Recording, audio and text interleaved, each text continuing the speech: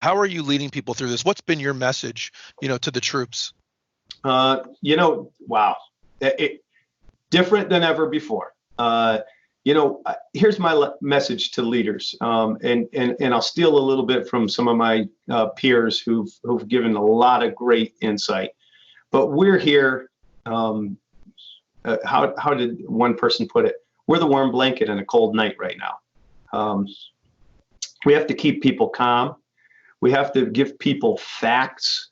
You have to quell all the invento facts that are out there, because there's so many.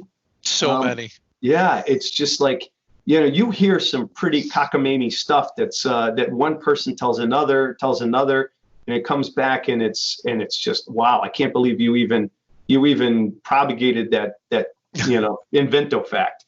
So, we have to give them some facts. The best way we can do that ourselves is study, read, understand, contact experts, get the facts before you talk to your people. And then when you do talk to your people, let them know if they want to know anything about this coronavirus and the effects that it's having on your business or the economy or the world. As far as as best you can, you will give them only the facts. And I think in doing that, the folks on the floor, they look up to you and they say, if I need to really know something, I can ask that leader and they will give me the facts. So that's very important.